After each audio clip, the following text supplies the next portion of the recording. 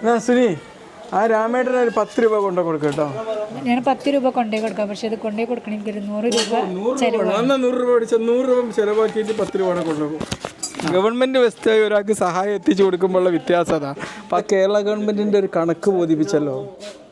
ഒന്ന് ആലോചിച്ച് നോക്കണം, ഒരു ഗവൺമെൻറ് വ്യവസ്ഥയിൽ ഒരു കാര്യം ചെയ്യണമെങ്കിൽ ഇത്രയേറെ ആവുമെങ്കിൽ ഒരു മാസത്ത് 10,000 റുപ്യ അല്ലെങ്കിൽ 9,000 റുപ്യ ശമ്പളത്തിന് ജീവിക്കുന്ന ഒരാൾക്കാർ ദൈനംദിന ജീവിതം എങ്ങനെയാണ് മുട്ടിക്കുന്നതെന്ന് ആലോചിച്ച് നോക്കും.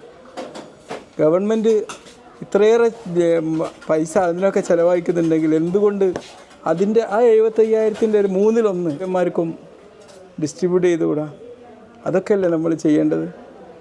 ജീവിക്കുന്ന മനുഷ്യന്മാരെ ജീവിതം സുഗമമാക്കാൻ വേണ്ടി ഗവൺമെൻറ് പൈസ എന്തുകൊണ്ട് ഡിസ്ട്രിബ്യൂട്ട് ചെയ്യുന്നില്ല?